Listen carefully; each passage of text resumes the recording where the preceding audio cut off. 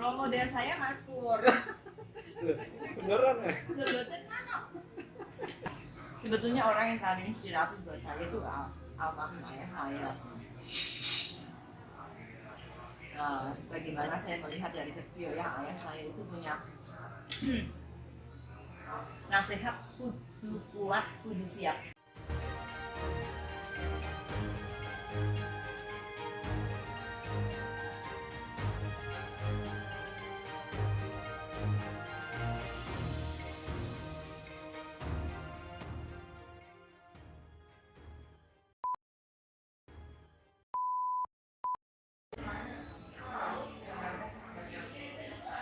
Halo Mbak Nena, apa kabar? Luar biasa. Luar biasa. Halo teman-teman, saat ini saya bersama Mbak Nena Amelia.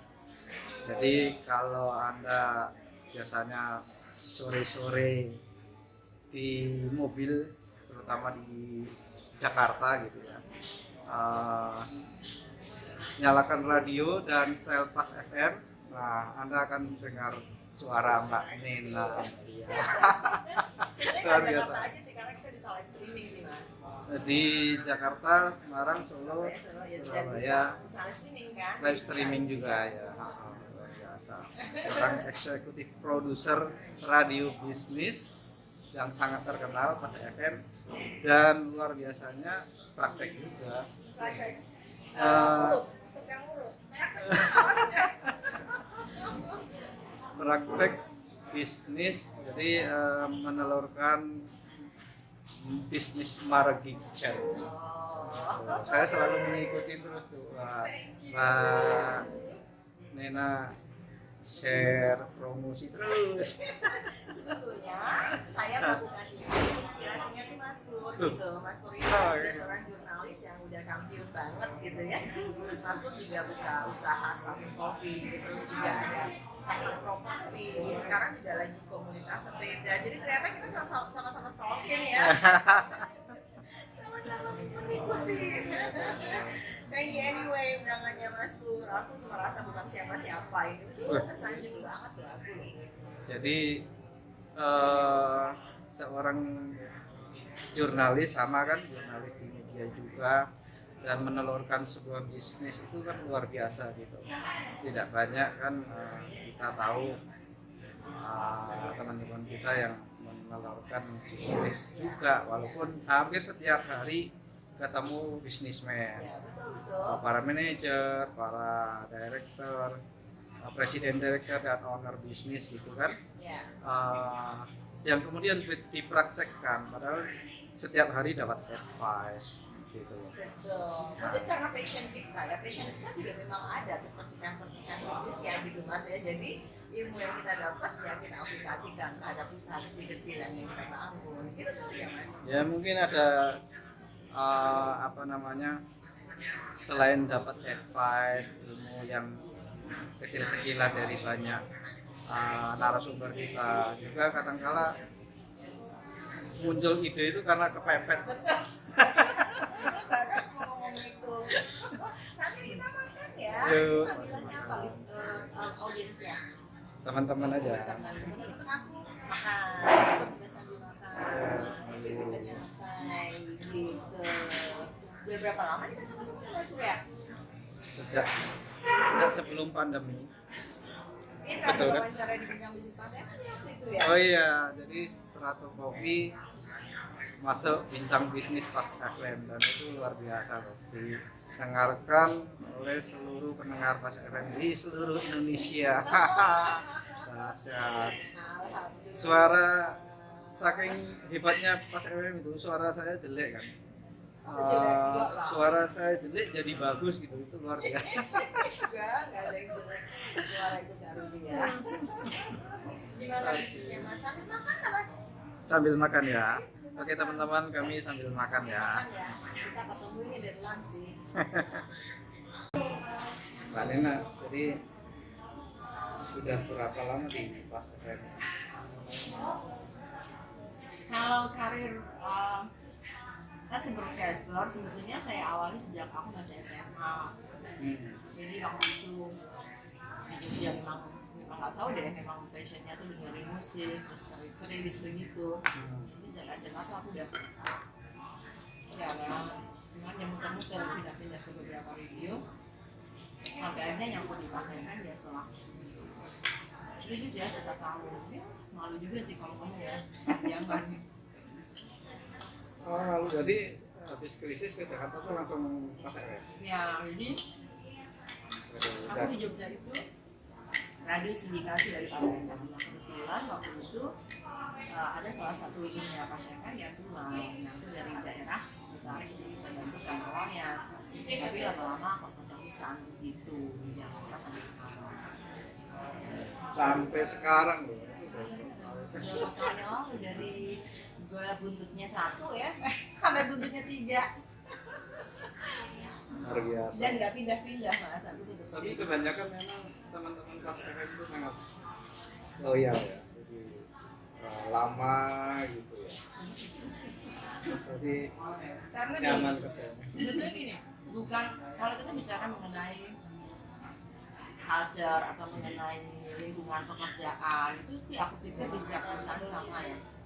Tapi di PSFM ini kita merasa mendapatkan sesuatu yang tidak didapat mungkin di perusahaan lain. Apa itu Ya, sama? contohnya adalah kita bisa ketemu dengan para decision maker, kita bisa ngobrol atau bahkan punya bonding yang kuat dengan anak usaha bahkan sampai dengan menteri dan lain sebagainya. Karena orang penting itu mungkin nggak bisa kita deketin kalau nggak di pasar, nggak mungkin begitu ya. Pokoknya kalau bisnismen belum masuk ke pas FM itu belum keren. Betul. Tapi memang ya, Tapi setelah teknologi udah masuk pas FM. ya jelas dong. Gitu. Awalnya seperti itu. Seperti juga mungkin Mas Pur gitu ya, karena memang passionnya di dunia jurnalistik, jadi ya udah segitu ya, mau ada kaki yang lain mungkin kita yang bergerak, tetapi tetap kaki yang satu nggak bisa lain hati gitu, tetap aja di situ gitu kan Mas Pur. Mungkin sama gitu. Jadi kalau saya itu mensiasatinya secara passion menulis itu katakanlah di media di sekarang di Teknologi Bisnis gitu ya, sebelumnya di Untuk Business Week. Nah untuk menambah pundi-pundi penghasilan itu saya mesti menciptakan sesuatu, apakah itu kopi atau apa. Dan saya sekarang juga memang capek sih, saya sekarang juga bantu startup di London, Inggris. Oh luar biasa. Ya, Radio memang rakyat. jadi saya tetap di sini tapi pekerjaannya ke sana. Itulah hebatnya ya, hebatnya teknologi zaman sekarang ini. Betul. Dahsyat banget emang. Mas Pur ini guruku, dia my inspirator gitu ya. Guru. Tapi emang bener. Saya Karena itu sebetulnya kan paling nggak bisa jadi guru. guru kan nggak harus mengajarkan lewat verbal atau mas, tapi action yang dilakukan Mas Pur sudah menginspirasi dan menjadi guru gitu kan. Menginspirasi ya. Ya inspirasi. Karena kan kita juga sebenarnya mengenal ada 4 hal ya kalau kita berbicara mengenai makna finansial ya, mungkin ya. Apa namanya, ada bisnis ya, ada investasi, ada properti, dan sekarang juga yang lagi adalah mengenai digital marketing gitu. Dan mungkin Mas Pur udah jalanin semuanya gitu kan. Nah ini aku lagi belajar nih sama Mas Pur nih gimana caranya biar kayak beliau gitu ya. Saya lagi mau belajar bisnis catering. Nah, gimana sih ceritanya? Selain yang inspirasi tadi ya, kemudian memunculkan Maragi Kitchen gitu. Maragi kan mengenyangkan gitu kalau bahasa Jawa. Nggak tahu kalau arti lain ya. Itu apa motivasinya gitu. Kemudian kenapa pilih nama Maragi Kitchen? Kayaknya udah Maragi Kitchen Group. Sebetulnya Maragi Kitchen itu adalah part of Margi Corporation, Mas Pur. Jadi holdingan ya. Ada Margi Corporation yang kita punya beberapa sektor usaha gitu ya. Di antaranya ada Margi Learning Center, jadi kita berkonsentrasi pada era-era learning zaman sekarang ini seperti webinar dan lain sebagainya. Ada Margi Production House ya, Margi Pro, itu yang kita support banyak TV program ya, atau mungkin company-company yang butuh company profile atau apapun yang berhubungan dengan video shooting ya, dengan produksi. Jadi ada production house. Margi juga ada Margi VO Talent Management, di mana saya dengan teman-teman voice over kan banyak banget nih sekarang kan lagi banyak dibutuhin. Nah, saya manage mereka dari company-company yang butuh VO talent itu bisa menghubungi Margi VO Talent Management. Terus satu hal yang menjadi tempat rekreasi saya karena kebetulan saya punya hobi itu masak, Mas Pur. Jadi saya bikin juga Margi Kitchen gitu ya. Di mana ini juga sebetulnya online ya. Jadi juga online dulu ada outlet, cuman begitu pandemi kan nanti semua ya. Akhirnya saya itu kan semua terintegrasi ya. Melayani eventnya, melayani cateringnya juga. Ya. Jadi sebetulnya gini ya. Monopoli itu. Sebenarnya gini, Margi Learning Center itu dari it's about brain ya. Margi Production is about ini ya, mata ya, orang melihat ya. Terus Margi VO Talent Management itu adalah telinga ya. Margi Kitchen itu adalah mulut ya. Saya juga ada satu lagi bisnis clothing ya, namanya Toko Margi gitu. Jadi dari mata semuanya kemudian dikemas menjadi Margi Corporation. Meskipun masih kecil-kecil gitu, Mas Pur. Kalau Toko Margi itu apa? Jual apa gitu? Oh, baju. Nah, itu baju yang aku pakai ini adalah Kalau orang pengen beli produk-produknya gimana caranya?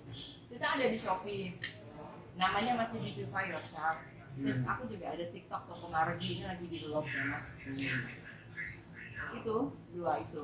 Website memang belum bikin Mas, lagi dalam proses. Karena kan satu gitu dan macam-macam sektor ternyata agak susah juga untuk bikin website gitu. Lagi dalam proses. Kalau website tuh ahlinya teknik bisnis. Makanya nggak pernah tuh ya, nanti dibikin nama aku. Jadi dibikinin sama teknik bisnis. Spesifik di Margi Kitchen tadi yang Mas Pur tanya, ya tadi awalnya gitu, aku tuh demen banget. Jadi kalau daripada stres gitu aku masak ya, awalnya buat anak-anak. Terus aku bawa ke teman-teman, kan banyak yang suka gitu. Akhirnya aku jual kan, aku jual. Responnya juga dahsyat banget gitu. Kalau misalnya teman-teman pengen lihat boleh IG-nya Margi Kitchen-nya, disitu banyak banget testimoni. Dan alhamdulillahnya masuk ke banyak company sampai masuk ke Bukaren ya. Bukaren, ya Pertamina masuk, Pertalite masuk. Alhamdulillah mereka suka dan mereka nggak cuma sekali order, kebetulan mereka cocok dan repeat order gitu Mas. Gitu. Ada sesuatu yang sebetulnya cukup menarik buat saya ketika kebetulan ketemu dengan konsumen seperti ini karena kan memang betul-betul taste-nya nggak boleh meleset gitu Mas. Nah, itu yang mau nggak mau masih aku pegang gitu. Tapi ya seru aja, asik. Produknya banyak banget buat Mas Pur. This one is one of the product Margi Kitchen. Ini paket family, gede banget, agak berat. Waduh, gede banget. Aku kemas Margi Kitchen. ya, kemasnya di besek dan ini apa environment friendly. Ini isinya apa? Isinya telur 10. Telurnya aku juga pakai telur bebek ya. Telurnya 10 butir, ayam kampung 1 ekor, gudeg sampai goreng krecek. Jadi ini buat memang buat porsi jumbo. Buka aja kali ya biar teman-teman tahu produknya Mbak Nena kayak oh gitu, boleh. Gak apa-apa nih dibuka. Gak apa-apa. Coba yo. Iya. Jadi nanti Mas Pur nyicip, boleh cerita. Agak susah ya Mas, karena ini dia stres. Susah ya. Nasi ini sebentar. Ini bisa. Okay. Do you wanna see this one is packet family? Tuh, jadi daun itu pakainya. Nih ini ayamnya. Tuh, itu gudegnya Betty. Waduh. Nah, ini sambal kreceknya itu arek blundu. Ini apanya? Arek, Itu arek berarti manis-manis gitu Pak? jadi buat mak gudeg itu kan pasti ada kuah-kuah santannya. Nah itu aku spesifik pakai blundo gitu. Ini all material aku ini dari Jogja ya mas. Oke. Ini mau Jowo ya, jadi ini ngomongnya nggak bisa Jowo juga nggak apa-apa ya kan. Ini adalah Mau. Wes. Ini yang paling saya sambal suka. goreng krecek. Luar biasa. Ini Ini gudegnya cicip mas. manis banget ya. Enggak, gudegnya Mare gitu khas. Enggak terlalu manis. Margi.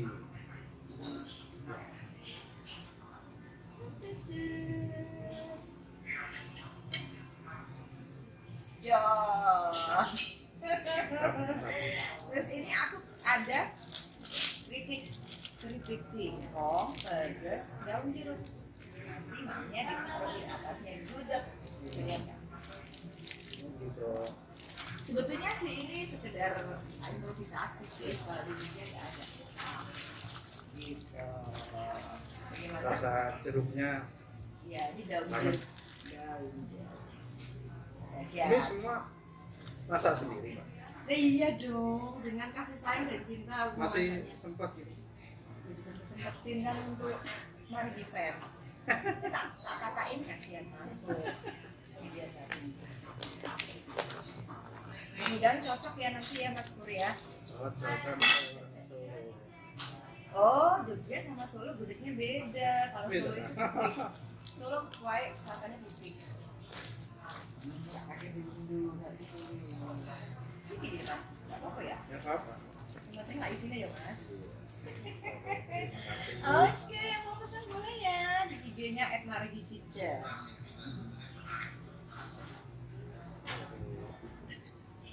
Saya dibawain satu paket Family, paket Paket family, ya. Buat 8 orang. kalau teman-teman pengen Sok ke rumah gitu. order sendiri. Gitu. Nah, Mas. ini makanannya para petinggi Raja-raja. perusahaan loh, raja-raja.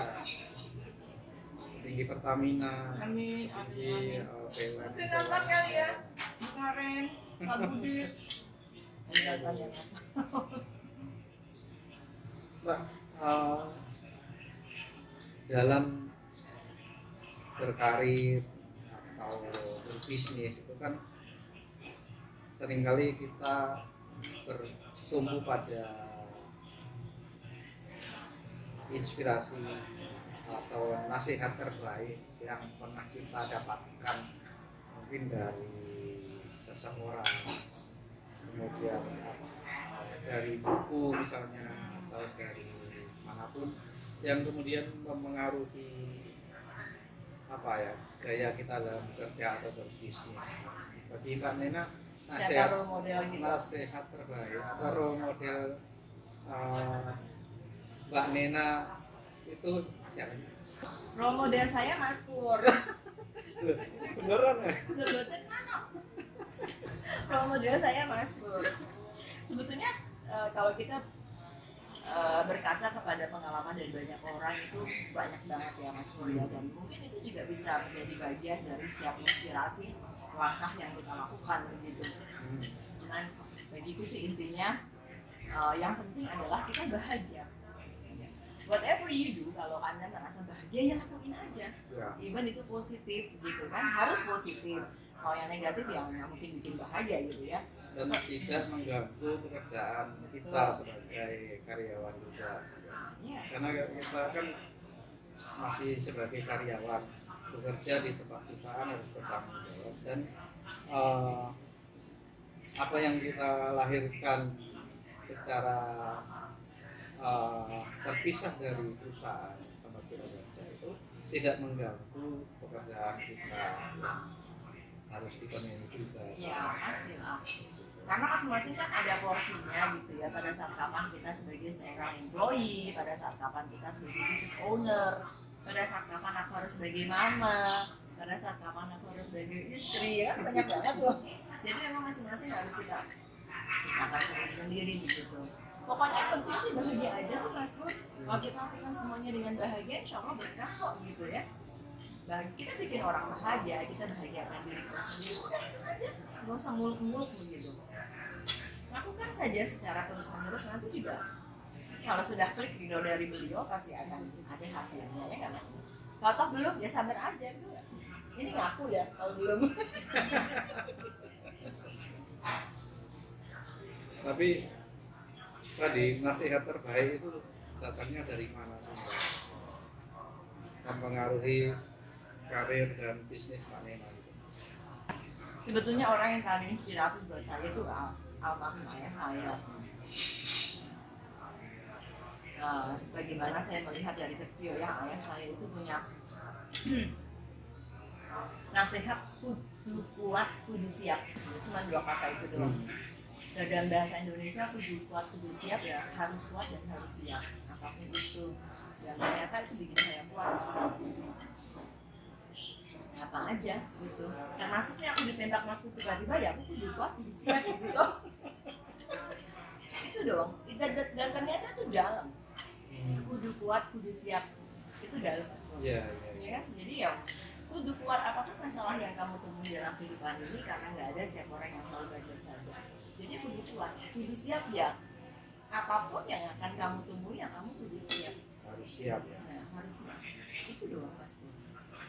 Kalau tokoh sih banyak banget sih, kalau diceritain juga nggak kelar nih kita ntar ya. Tapi satu hal yang paling aku pegang dari ayah saya, almarhum, kudu kuat, kudu siap. Udah. Tiap hari ketemu tokoh. Dan semua tokoh bisnis gitu. Paling kalau tokoh di luar bisnis paling 5% kali. 70% kita bisnis, 30% politik. Dan itu.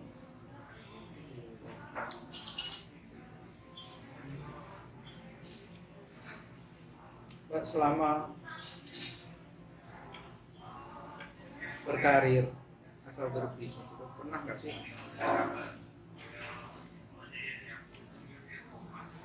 mengalami pilihan sulit gitu, atau saat sedang jatuh atau apa, dan itu sangat sulit menemukan jalan keluar,